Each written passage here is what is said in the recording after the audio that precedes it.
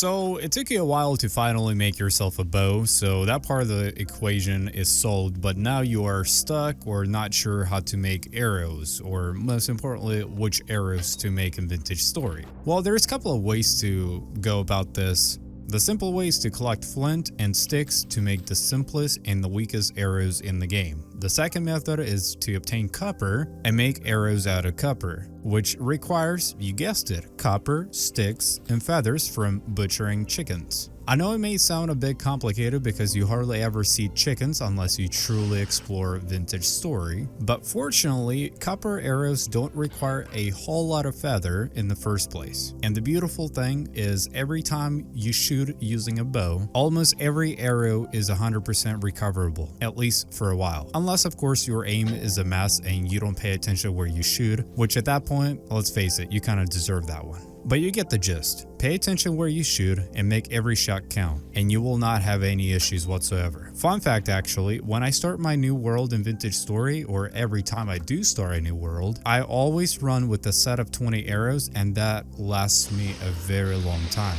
Just once again, be precise with your aim and you'll be more than good in this game. In my last video, we talked about making arrows. Well, unless you're making basic arrows, we have to have feathers to craft something a bit more reliable, something that packs a good punch. So meanwhile, we go on a hunt to get some feathers. We will try to capture some chickens along the way and begin raising them. The cool thing about Vintage Story is everything you capture or attempt to tame in this game will not immediately get along with you. In other words, feel comfortable around your presence.